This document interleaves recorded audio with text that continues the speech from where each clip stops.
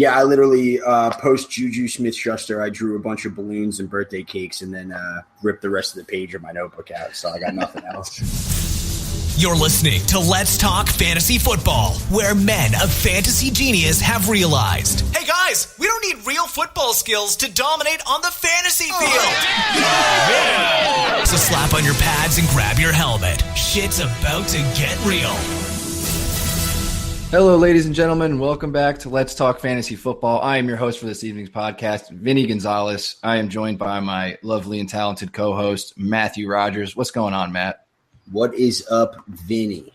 Not much, dude. This is the second half of the AFC North podcast. We are going to go over the Pittsburgh Steelers and the Cleveland Browns, which is going to be relatively quick. I mean, we have a ton of star players on the Steelers and then some total bums on the Browns with like maybe one guy that we like. So take that for what you will. And last podcast, if you didn't catch it, go listen to that shit. It was we covered the Cincinnati Bengals and the Baltimore Ravens. So we had a good time. I think we might have gone a little long because Bengals are my favorite team. So we were delving into all that and then talking about how shitty Joe Flacco is and how mediocre their wide receivers are and stuff like that. So definitely interesting, but go check it out.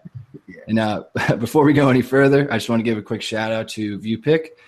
They are the revolutionary app that allows you to play fantasy football live while watching the game on TV. Predict the plays, the results of the play, and literally play fantasy football. You can sign up for the beta now by going to letstalkfantasyfootball.com/viewpick. And that's about it for the opening stuff. I thought you were going to be like, well, that's about it for the Steelers and Browns next week. See you later. Le'Veon Bell is great. Antonio Brown is good. See you guys next time. Well, I guess now is a good time as any to mention that we are on Android and iOS, and you can get that stuff by going to letstalkfantasyfootball.com/Apple or /Android. Go get those apps. We're very happy with them. Thank you, Shrek. Appreciate you putting that work in, getting our apps created and whatnot. So we don't have any news, I guess, really. We'll just kind of get into it as we talk about the teams. Matt, you ready to hop into the Pittsburgh Steelers? Yeah, let's go for it, man. All right. I guess the obvious starting point would be Le'Veon Bell. Just got franchise tagged. They will not give him a contract to start the season. So what are you thinking there for that whole I guess before we touch on fantasy, just kind of that situation there that they're kind of, I guess, embracing, because Le'Veon Bell is fantastic and definitely a franchise back. What do you think about them not signing him to a long-term deal that would probably cost him a shit ton of money? Yeah, I mean, well, to start it off, for fantasy value, the only real issue with Le'Veon Bell is like him or David Johnson, right? So when you're talking about splitting hairs, one, I'm not really familiar with the specifics of the Steelers' financial situation, but as a fantasy guy, what I like is playing for money. Anytime a guy is playing for money, you are happy with that, and that always happens with the franchise tag. See Kirk Cousins making billions of dollars off the franchise. So, I mean, the Le'Veon Bell kid coming in now. That's like an accidental drop on our podcast. But, yeah, I mean, I'm a David Johnson guy. If you got one of the first two picks, you got to take Le'Veon Bell. He's an absolute monster. He's one of the best things to happen to fantasy football in the last 3 or 4 years. Yeah, I mean, you can expect just constant production from him. They love to feed him. He's a central, integral part of that offense. We've seen time and time again that him and Antonio Brown, who we'll get to in a minute, can both be top players at their position, even while on the field at the same time, which is great. Personally, if anything, I think the franchise tag just helps how I feel about him. He is going to miss a decent part of training camp. Right? Is that still going on, or is that changed post-tag? I think he has the option to show up late August if he so chooses, which I can't say for Bell, but I think he would probably do that. He kind of seems like that kind of guy.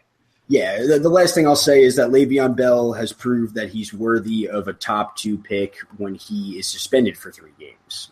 So right, exactly. He's not this year, so just don't overthink that shit, please. You're lucky if you're picking the top 2. Yeah, like you said, I've actually gone back and forth at who should be the first overall person taken, and I just keep going back with Bell and David Johnson almost daily. But like you said, he comes back from suspension, completely destroys the league, completely dominates, and like you said, all they do is feed him. And I think one of the gripes that a lot of people have in fantasy is, or with the stars like Antonio Brown and Bell on the Steelers, is that if Big Ben goes down, it all goes to shit. That is not true at all for Le'Veon Bell. Right. He will be totally fine, completely fine. They feed him every single game. So Right. not a big deal there at all. I agree. And also another thing is some people may say he's slightly injury prone, which I wouldn't necessarily classify him as, but he's played through injuries before with immaculate success. And again, being tagged, bang up injuries and stuff like that. I wouldn't view injury as any sort of, determining factor on your value for him. Yeah, any injury he's had, he has missed the entire season pretty much after it. So a very morbid positive there is you won't have to roster him if he does get hurt again, if it's a serious injury. If you want to look at it like that, glass half full kind of guy. Right. So I guess we could stay with the running backs very briefly. They drafted James Conner as their rookie, and they have Niall Davis and Fitzgerald Toussaint. Toussaint, is that how you say that? Yeah. That's accent. Toussaint. But I think if you're in the game of handcuffing, the guy to own is James Conner. He actually has an interesting story, and he has the hottest selling NFL jersey at this time right now because he was he was diagnosed with Hodgkin's lymphoma, and he went through chemotherapy during college, and then after 12 rounds, he was cancer-free. And then I guess a lot of people heard about that story and started buying the dude's jersey, which I think is pretty nice. Yeah, that's pretty nice, and it's very badass. But it's really cool. One thing that I will say, though, is after 12 rounds of drafting, he should still be draft-free. He is draft-free. Yeah. Because he is going in the 14th round. I think basically just people trying out the handcuff situation there. And it's actually crazy. You think like 12 rounds of chemo would slow this dude down. He runs like a fucking truck. It's unbelievable. I just don't have the capability to do anything that great with my life. And just kudos to him. I'm glad I'm going to go buy his jersey now. Not really, but I'm going to want to and tell people. But yeah, seems like a great guy. No reason to take him for other reasons unless you're in the business of handcuffing. So keep that in mind. I actually like it when you draft Bell if it's going to be 14th round value because everybody knows that right after the first week of the season, there's always that one dude that everybody is going to get on the waivers. Like something happens and people are just like, oh my God, I need Brandon Oliver, like some random fucking dude. So it's like take the chance on handcuffing him just in case, and that could be the waste spot on your bench if that's how you want to roll. Yeah, fair enough. And then the positive on that side too is if it's just not working out, and Bell is healthy, and you needed to get a new spot, you can just drop his ass. No big deal. Right. He's very expendable. So and you'll know too, like if Niall Davis gets 2 carries week 1, then just there you go. That's your handcuff then. That's a good point too. They will not feed any of the other these other guys will be very limited in touches no matter what. So moving right along, we go to the next complete stud, Antonio Brown, first wide receiver off the board.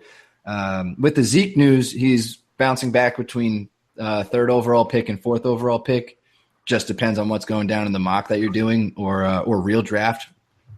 So I think it's completely justified that Antonio Brown should be first wide receiver, any format, no matter what. Last 3 years, he hasn't dipped under 1,200 yards or 10 touchdowns. Completely insane. Ben loves him. There's really not much else to say about Antonio Brown. I think he's the best in the league. Yeah, there's very few sure things in fantasy when healthy, and it's crazy that of the 7 that I would say exist, that 2 of them are on the same team. So Antonio Brown and Le'Veon Bell both fall into that category. The only thing that I'll say about Antonio Brown, and this is nitpicking, and it's just something I kind of want to bounce off you, Vinny, because it's overthinking, but just to create conversation around this because they're so clear cut. So how rare, this is rhetorical, how rare is it that a guy drafted number 1 in his position finishes number 1 at that position? it almost never happens. So, for instance, Antonio Brown last year was clear-cut number 1 pick, should have been, right? Finished wide receiver 3. Now, the wide receivers that finished above him were Jordy Nelson and Mike Evans, both drafted in the second round.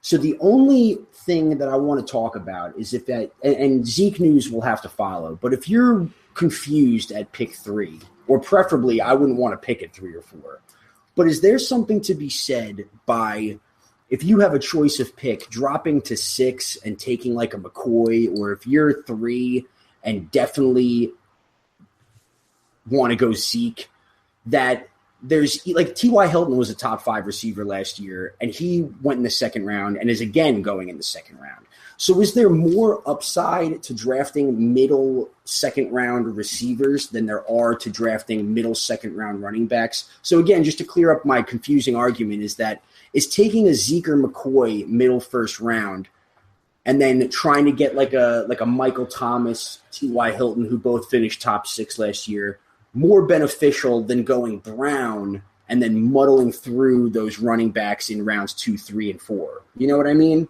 Yeah, I mean, you got to have a lot of balls, one, to do that. And I think if you have a chance at Antonio Brown, you take Antonio Brown. I feel like when you're doing your strategy, there's way more risk involved than there needs to be. If you're I feel like you're causing a problem for yourself when you overthink it like that. Like, just take Antonio Brown. And like you said, he finished 3rd, but like, so the fuck what?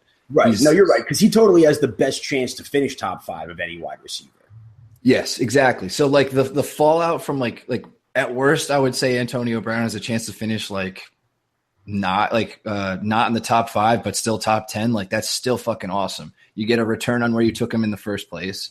No problem at all. And when you mention those guys that you can stack him with like a T.Y. Hilton, a Doug Baldwin, Gronk, anything like that. So I think there's still a lot of merit in taking Antonio Brown, just first overall, no matter what. I wouldn't get too like what you're saying is like getting way too cute, but I understand why you would want to, because the rarity of running back at that point of like very good top tier running backs dries up almost instantly in drafts. So I understand why, like, we're already like we're not even halfway through the offseason. We're already ripping our brains out from mocking.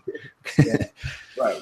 No, you're totally right. And I'm not saying I advocate for this strategy. But if you happen to be in a league where you have an option to choose draft pick, I think rather than go 4 and take Brown, I would rather go 6 or even and take McCoy and T.Y. Hilton on the turnaround, or even go 7 and take Mike Evans that may finish within 10 points of him and then upgrade at other positions where there's more disparity. I just think there's something to be said for thinking about it. It's totally way too much, and it's definitely not completely right. But I just think that there's just as much of a chance that Mike Evans or A.J. Green or Michael Thomas could be the number 1 wide receiver. And if given the option, I don't know, I'd rather maybe be shored up at running back. I'm probably taking Brown at 4 if I draft tomorrow, but I'm just saying it's something to think about, is that the value for the next wide receivers are better than the next running backs after Ezekiel Elliott. Yeah, no, we talk about it all the time. The drop off at running back is ridiculous. It right. Basically ends at the first round. So right. When you're doing stuff like that, though, I think it just starts fucking with your head in a weird way. Yeah, so let me pose it this way. And again, not right. I'm sorry to keep belaboring the point, but like, would you rather have potentially, if it could work out, Antonio Brown and not DeMarco, that's too good. Antonio Brown and Lamar Miller, or a potential LaShawn McCoy and Dez Bryant? That's just, not that you even have to answer, but that's just what my thought process is, you know? Yeah, it's definitely tough. And it's so hard because like in a vacuum, I think I would take the latter with McCoy and Dez, but just because Miller is so risky. Right, but I'm just saying that tier. You know, Miller's a bad choice. It could be Jay Ajayi, Jordan Howard. But that's just my overthinking. I just thought that it should be mentioned. It's definitely not right, and I probably would agree with you when push came to shove. Yeah, and like you're saying, like when you do go AB, there are tons of people that you could pair him with that you still kind of get a return that I feel would be totally fine. Like I mentioned, a few people like Gronk. You can roll the dice on guys like you said, Miller. Gurley is still floating around there. DeAndre Hopkins, stuff like that. So there's still plenty of stuff to toy with. And basically in fantasy and football, there is no guarantee, but we like to fiddle around with shit like that and get real cute. Yeah, what the hell else are you going to say about Antonio Brown? So. Nothing, but we stretched that out for like 5 or 7 minutes. So nice job, Matt. Thanks, man. I try to suck. Let's jump over to the guy who's returning from a year-long suspension, Martavis Bryant. Welcome back, baby. He is going with the 7th pick in the 4th round right now, his current ADP, and I'm not sure what to think. He's one of those confusing guys that's like touchdown dependent, but like such a physical freak, but gets such low targets. Like everything that he does on the football field doesn't translate to fantasy, and everything he does in fantasy doesn't translate to the football field. It completely like implodes my brain. Everything I stand for. That's a great way of putting it, actually.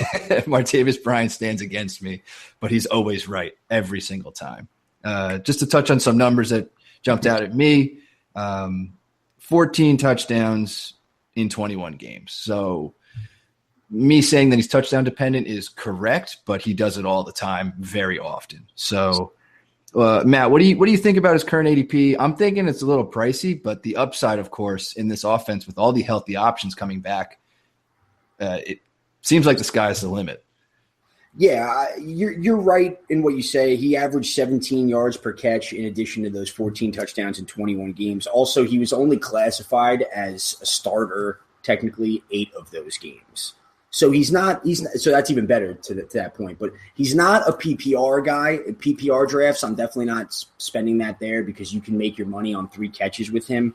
But my only thought process with him as wide receiver 22 in the 4th round is if I took away the offense, which does matter, and I took away the name and everything, and I said, hey, there's this deep threat relatively touchdown dependent wide receiver that is going in the 4th round and has only played 21 games in 3 seasons. Like, are you gonna be like, yeah, right? Like, what's your reaction to that? I would think you were talking about Dante Moncrief last year. Yeah, right. But he's not going in the 4th round though. Not anymore.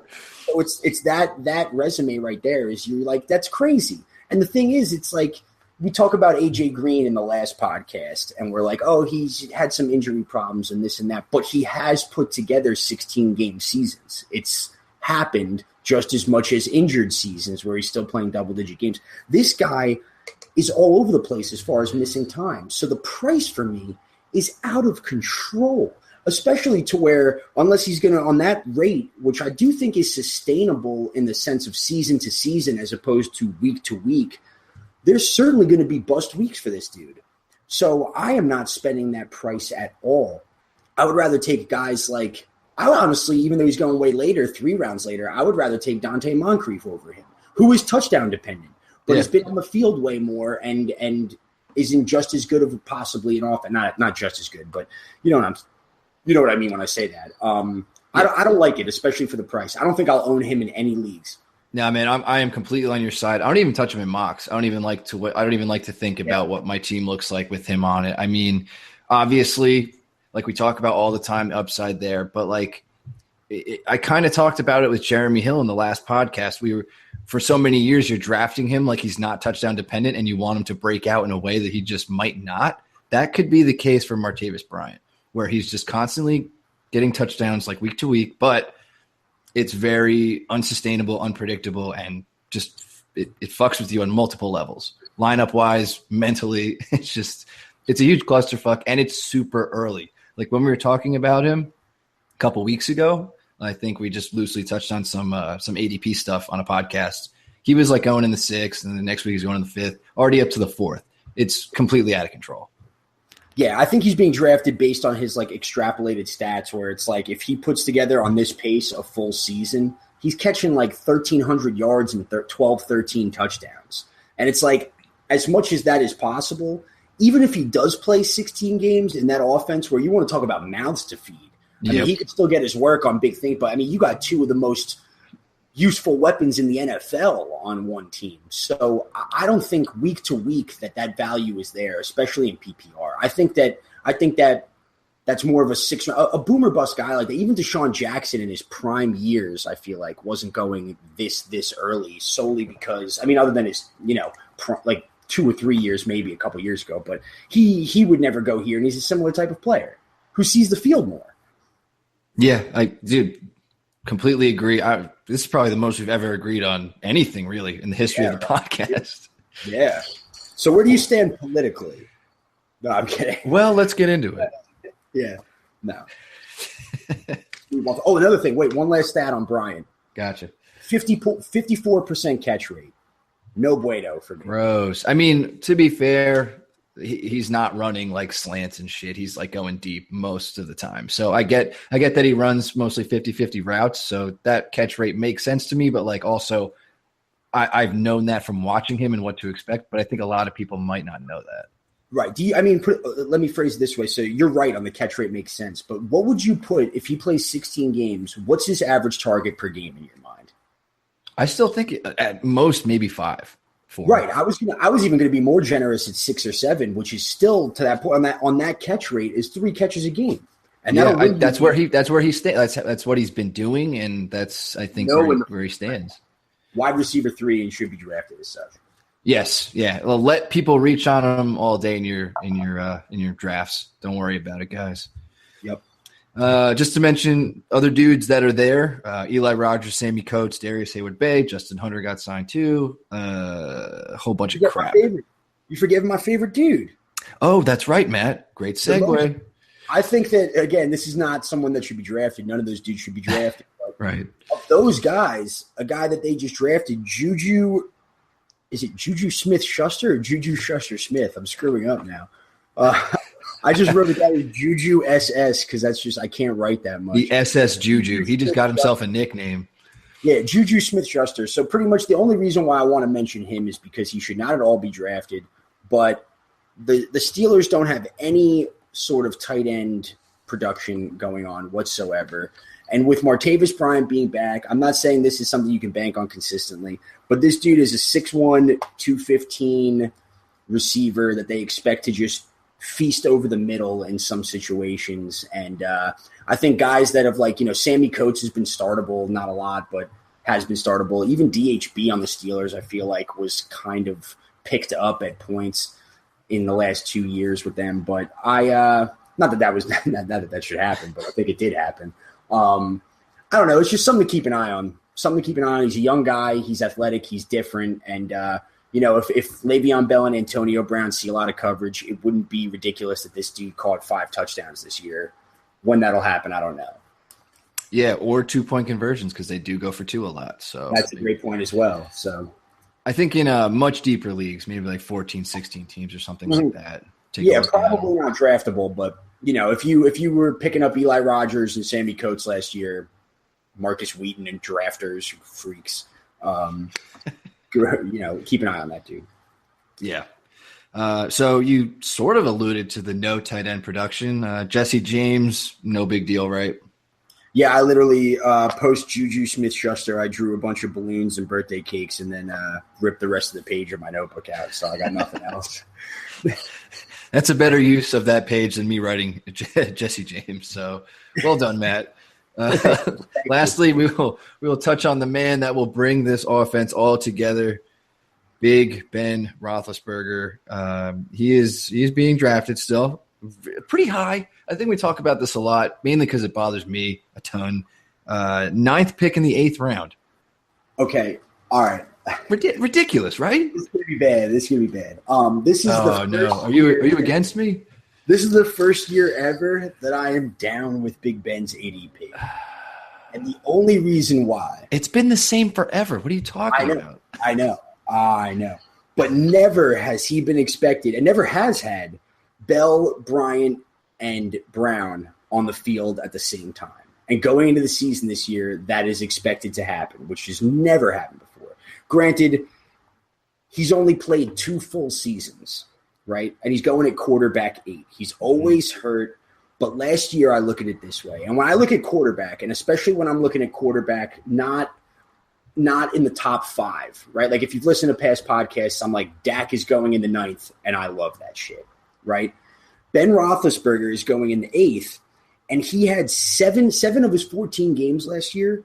He had 3 or more touchdowns, and a couple of 4 or 5s rolled in there, right? So if you're getting into that 8th, 9th range, and I've been a weird advocate of 2 quarterback drafting, right, this year.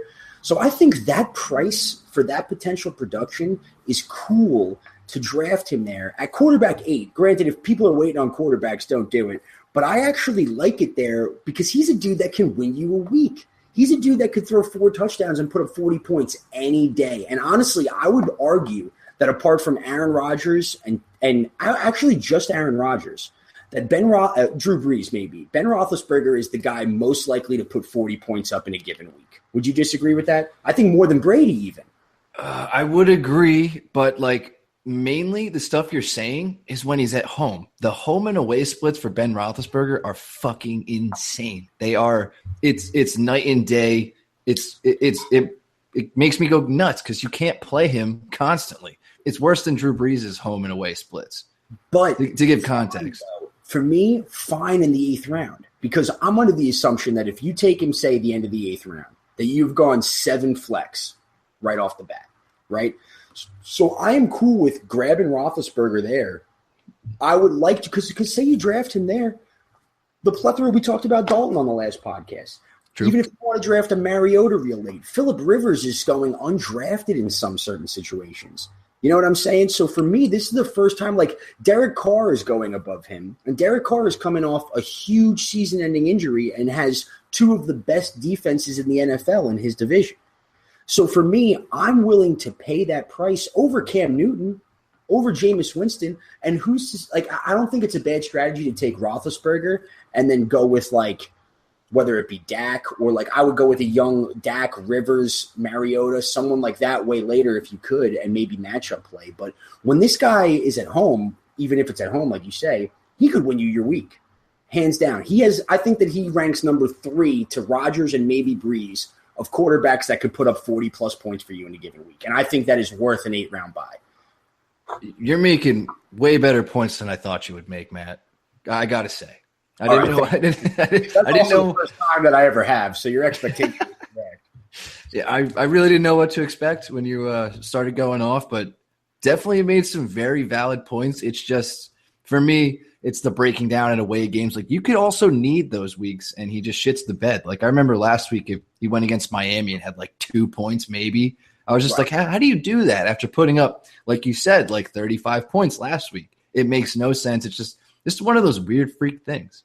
You're right, but when it comes to quarterback and the late QB1 range, if a guy has that high ceiling and low floor, I think there's more of a chance that he has 25-plus weeks than he does single-digit weeks. And I think that price is the only price that's correct. And I'm an advocate for waiting on quarterback. My ideal situation is you go 10-11 and take 2 young guys that have upside. But I think Roethlisberger has huge upside. How many times have you been beat by him that you can't even think about? Probably so many. I don't know. It's just watching the Bengals get beat or me in fantasy. I meant you in fantasy, but I guess both kind of matter. I would say it probably goes both ways anyway. So yeah, many a time. It's rare that late you can find a quarterback that can straight up win you your week and have that sort of ceiling. He's got one of the highest ceilings in the NFL. Okay, fair enough. So you're just basically looking at him win me my fucking weeks, and I'll take that. Right. Last year, where was he going? 6th or 7th round at quarterback, 5 and 6? Honestly, I don't remember. I don't remember. I'll check it while I'm rambling about something you shouldn't do. But this is the first year that he's completely healthy and that he's got Bryant, Bell, and Brown, like I said before, completely healthy. So I just think it's never been better for him. And yeah, last year Roethlisberger was going 12th pick of the 6th round at quarterback 5. No, I'm sorry, 1, 2, 3, 4, 5, 6. So I think that his price and his value is better than it's ever been. That is completely fair. I mean, it seems to me more his ADP has corrected itself due to his bust games. Okay, passive-aggressive way to just put a hole in my fucking argument. Dude, I gave you all the credit I could give you. I know. This is the best draft Roethlisberger's fucking pitch I've ever heard since like the first time I started playing fantasy. Yeah. All right. Thank you. Because I've also been just as against him as you. And then when I did this, I was like, oh, Vinny's going to kill me. No, you've not turned me, but definitely made your point well known. All right, cool. Another passive-aggressive stab. Take that, Matt. Yeah, right? Wow. Nice. Anyway, I think that pretty much wraps up the Steelers and what they have to offer, which is pretty much a whole lot to your fantasy teams this year. Matt, nothing else, right? Nah. Sweet. We are going to take a quick break to hear from our sponsor. This year, dominate your friends with free play-by-play fantasy football from ViewPick. ViewPick is the first play-to-play fantasy football game where you crush your friends from the comfort of your own couch. For the first time in fantasy football, you must think like the players and coaches on the field as you predict the outcome of every play. Visit viewpick.com, VUPIQ.com, and sign up now for an invitation to beta test. And we are back, ladies and gentlemen. That was ViewPick. Go out there and get them. Get our apps while you're at it, too. Help us out a lot. And we are going to delve into the last team in the AFC North for our preview. Save the best for last, Matt, the Cleveland Browns. Woo! Yes. All-pound. Everybody gets so excited. Matt, what do you want to do first? Do you want to try and figure out the quarterback problem, or do you want to talk about the guy that I think we would want to own on a team? Yeah, well, let's start with all that I wrote, because I started taking notes and it got like very, very intense, and then the clock was ticking. So all I have like pages for each team, and then the last page just says Isaiah Crowell, 68% of Russ walk, which I think I was going for. He had 68% of the rushing work last year. So let's just delve right into Isaiah Crowell, I think. That sounds like a good idea. So the hype around Isaiah Crowell, I think, has leveled out and has pretty much set itself in its own ADP at 6th pick in the 3rd round. I feel like he's a nice guy to lean on when you're almost panicking already on all the running backs being gone, because they improved the offensive line, like we talked about last podcast. The Bengals shipped away Kevin Zeitler. They signed him. Big deal, 5 years, $50 million. They already have Joe Thomas. They pretty much have a fantastic offensive line now, I think. Yeah, they also signed ex-Packer J.C. Treader, who's been kind of injury-prone, but he's a center for them. And I believe there was somebody else that they gave a $60 million contract to, if I'm not mistaken. Let me see. You said Kevin Zeitler. It was Joel Bitonio. He got a 5-year, $51. It's a Browns contract. There, he got a 5-year, $51 million contract, $23 million guaranteed. Actually, I'm seeing here at left guard for them. So Joe Thomas, as you said, on left tackle. So that O line is definitely better. Yeah, I think if people casually follow football or fantasy, they look at the Browns and they're just like, oh, pile of shit team. But what you could overlook is they might have one of the best offensive lines in the league. I don't think that's a stretch at all. No, and especially when it comes to the run. I mean, they gave up a lot of sacks last year, but they were in so many passing downs that I don't think that's really fair to quantify. And right. They definitely, I think I've read in a couple of places, they have like a top 5 run block O-line now. Yeah, and I think last year they did fine too. I mean, on a really, really bad team, Isaiah Crowell was able to get over 1,000 yards rushing. No, he wasn't. Fuck. He just missed out on it with 952, but he only had 198 carries because there wasn't a whole lot of room to, grind away any wins because they barely had any. And he also got away with 7 touchdowns too. And he also threw in some receiving shit too. So there's a lot to love about Isaiah Crowell. He got it done on definitely a worse team. Like, they have improved so much. And it's kind of under the radar stuff that we won't see pan out for like maybe fully pan out for like a year, maybe like 2 or 3 years, and the Browns might be, putting up like 9 wins possibly. I probably shouldn't have even said that. Whoa, they're wrong, but just like that is a soundbite for the ages. You think so? I mean, like, when you look at it, the way to win in the league is to solidify the offensive line, put weapons around you, and they've slowly begun to do that, and they built the defense too. So I don't think that's that outlandish. Oh, no, it's not outlandish. I'm just thinking of, like you said, in a vacuum, That's definitely just a funny thing to hear the Browns. We'll play it in 3 years, and then I'll laugh. Right. Yeah. But what Crowell can bring to the table was already shown last year, and I feel like that ADP is completely justified. And I would love to own some Crowell this year. I just think it's all going to depend on like how many games they win, which I don't think will be a lot like last year. But he's shown the ability to get it done. Yeah, I am totally on board with everything you've said. It is absolute insanity with all the stats you just gave about how bad that team was last year that he finished in like the top 15-ish running backs. Exactly. We talked on the last podcast about the Ravens who got way more opportunities, not necessarily individually, but just as a running back core. And Crowell just, answered the bell every single time. And, just law of averages says that you would hope that like the Browns – win 3 games. Like they can't be as bad as last year. And they were the worst team in the league last year and had one of the better running backs in the entire league. So especially let's look at this ADP. I think his price, by the way, is perfect. Yes. Where it should be. Very much so. Because Lamar Miller goes early third, and then it goes Isaiah Crowell as the running back after that. Joe Mixon, who we talked about on our last podcast, who has way more upside but a lot more risk. Ty Montgomery, Christian McCaffrey, Carlos Hyde, Spencer Ware. I think with the possible exception of Spencer Ware, and we'll need to learn more about that, Crowell, without a doubt, has the highest floor of all of those dudes. Absolutely. I would even make an argument that he has a higher floor than Miller. Yeah, I actually completely agree with that. I think that his ceiling doesn't offset it, but I know you probably think that as well. But he has a higher floor than Gurley.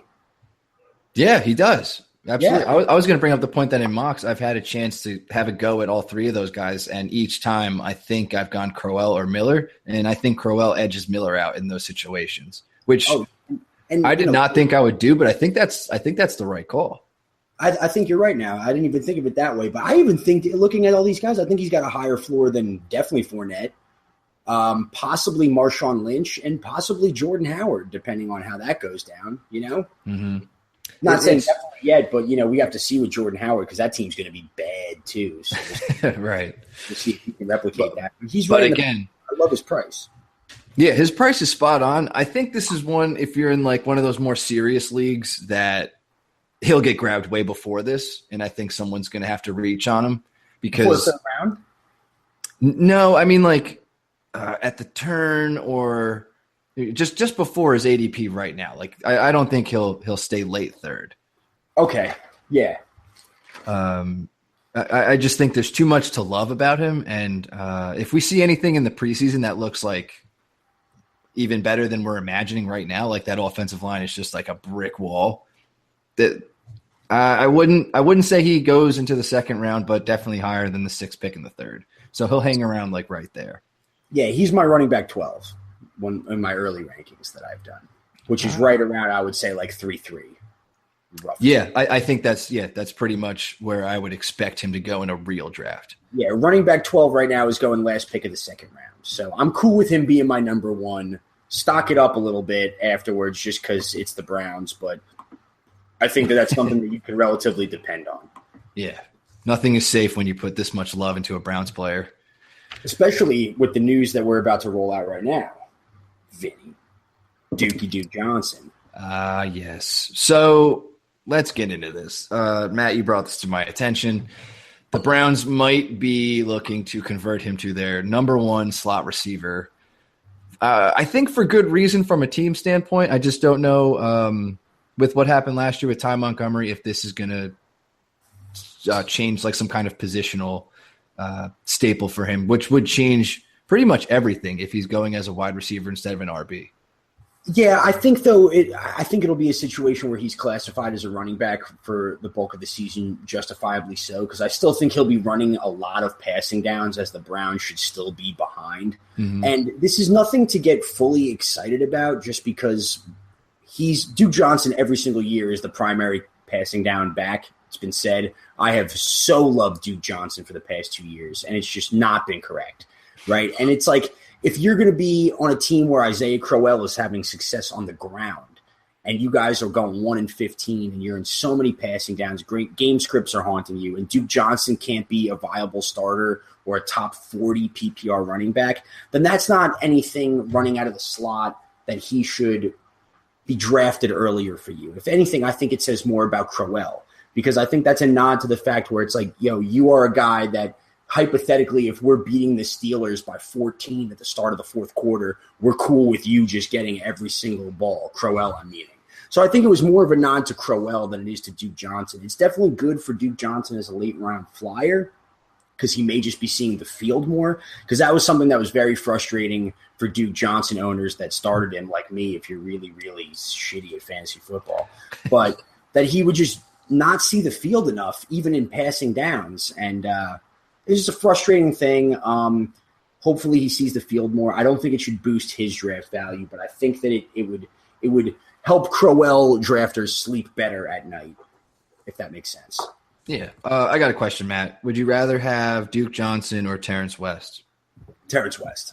Okay. Yeah, I was going to say that might be a little off since Terrence West is probably going to move out of the 10th round, but he was right around Duke Johnson there. Really not many guys are floating around there other than like Rob Kelly going a few picks before him that I would consider over Duke Johnson. Yeah, I think I'd take Duke Johnson over Rob Kelly depending on your situation, just because I think Duke Johnson could have – his ceiling is higher for the season than Rob Kelly is. Absolutely, especially with the possible move to slot receiver. And like you said, he could just be listed as an RB and like throughout the game, more playing time in the slot. Right, because they'll still run him at RB a lot. Yes. It's just I think it'll be like a 50-50 thing. I don't think it'll be such Ty Montgomery where it's just like, this dude's going to be like running I-form shit. But I think Duke Johnson's going to be one of those dudes now that they're going to start being like, hey, the only value we can get from you is turning you into some sort of hybrid, and this is a test to see if that works. Yeah. Another cool thing about this running back core is that's all they got. It's just Crowell and Duke Johnson. Like they're so clear cut. Like Crowell could be a 3-down back, but he won't get the passing work. That's Duke Johnson. So it's like very clean cut. You got what you got. Right. That's why I love the Duke Johnson news for Crowell, because if you drafted him, say if that news came out after your fantasy draft, and you're like, oh my God, I have Antonio Brown and T.Y. Hilton and like Isaiah Crowell's my number one. And they're just like, hey, our only other running back is going to run some slot routes. You should be like, oh my God, thank God.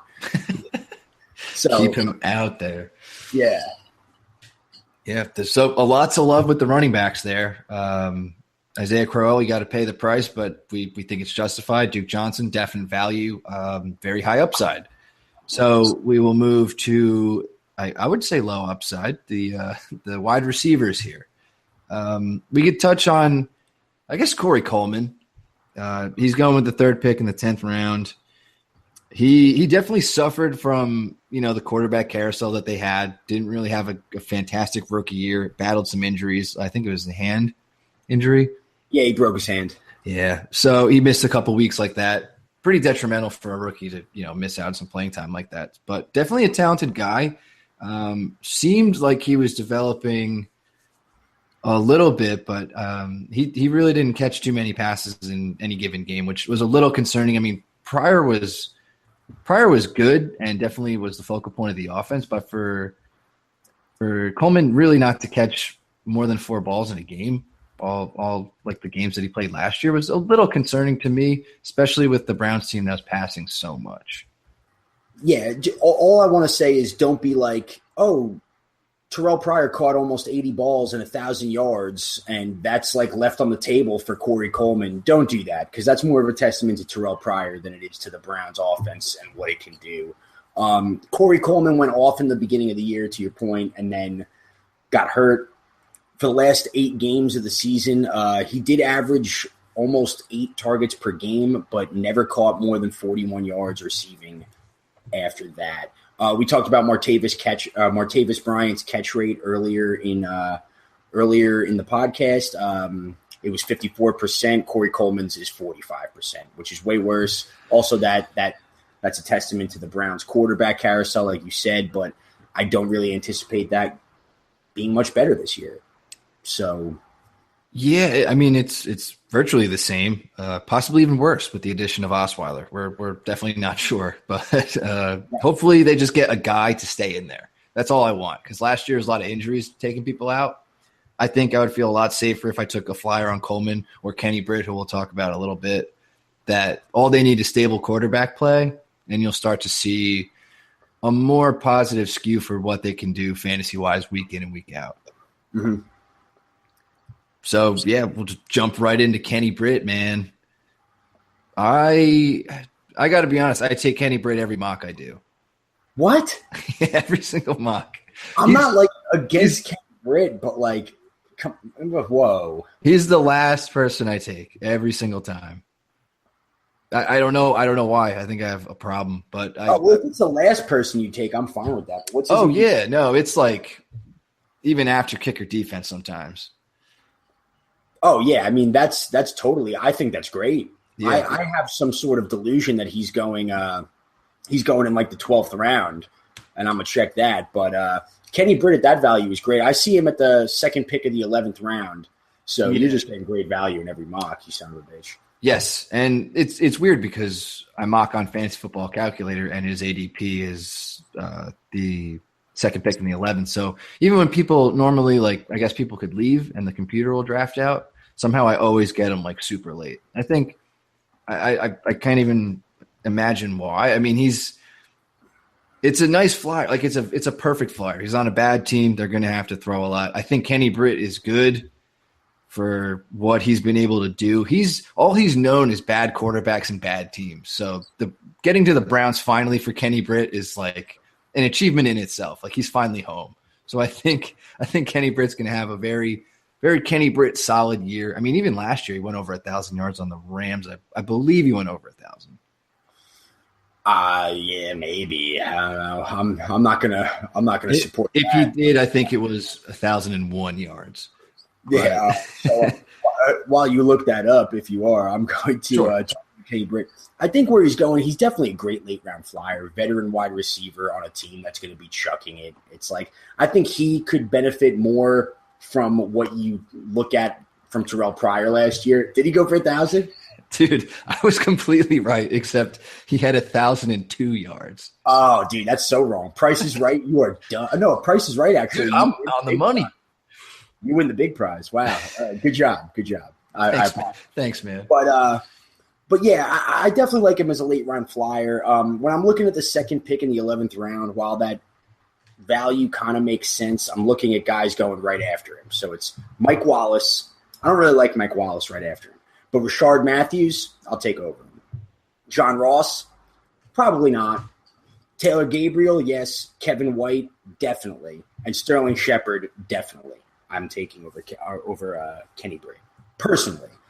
But I think his price kind of falls right in there. He's wide receiver 6, just as good of a late round flyer as anybody else. Yeah, it's just, in your draft, I'm sure he'll get passed up constantly, and he'll be there like around the last round.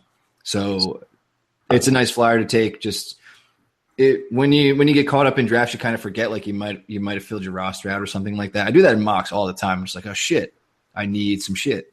And I find Kenny Britt. So that's basically how I became, kind of enticed with what he could possibly bring at like the cheapest possible value in a draft.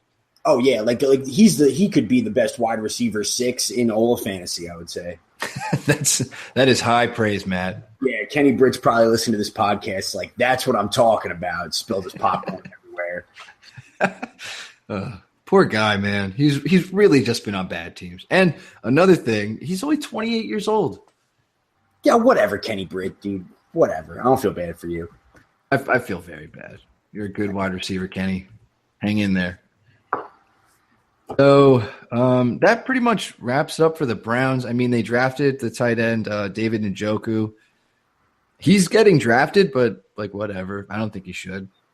Nah, don't do that. The only reason he's getting drafted is because people are just like, you're going to be chucking the ball a bunch of times. Yeah. The only thing that I would bring up, which is not anything worthy of drafts, but again, just keep your eye on, Rashard Higgins for the Browns is going to be probably their third receiver. 3 seasons in college, small college, Colorado State. He caught like almost 3,700 yards and 31 touchdowns. Athletic guy, apparently has great hands, but is slow as shit. And that's pretty much it. I just think that that's a guy to keep an eye on. Any sort of in an offense like this, whenever they draft a young wide receiver, it's something to look at. Garbage time, shit like that. Corey Coleman last year, what was his ADP? I don't even know. So higher than it should have been. Right. So just something to keep an eye on. Yeah. So, when the season starts panning out, if that's happening, could be an interesting ad during first couple of weeks. Yeah, probably not. It's more just me being like, the Browns may have anybody, please. You've actually done that the last couple of podcasts with just some random wide receiver. They like, don't draft him, but look out. Yeah, you know what it is? That comes from a long fantasy football career of just needing the waivers so hard that it's like I start previewing the waiver wire before I draft just because I'm so used to going 0-4 and then being like, oh, my God, Brandon Oliver I brought up already. But that's it's more cathartic for you than anything. Right, exactly. It's just like, know what's out there if everything goes wrong. When you're in last for a couple of weeks, get that bargain bin going. Right, exactly. Know which is the right waiver. So that's definitely it for the Browns, and that is it for the AFC North. I believe we'll keep the theme of switching the division, and we'll go to the NFC North for next week. Yeah, I believe next week is the NFC North. Go Pack, go. There you go. About him. Oh, you know what? I want a Matt Doncast. No. Yes. All right. I'm definitely listen to our AFC. Was it no? What was that division? I don't even remember because Don sucked so hard that I hated him. So what was the division we did? NFC East last week. Yeah, I don't know, man. That was a good podcast. NFC East. It was a good podcast for everybody but me, probably, because Don was there. Isn't that always the case, man? Yeah. Anyway, so I guess we'll do the NFC North next week.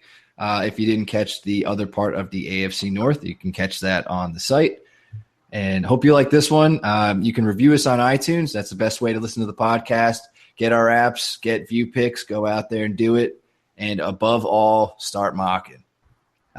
For Matt Rogers, I'm Vinny Gonzalez, and we will see you the next time. This has been Let's Talk Fantasy Football. Thanks for listening.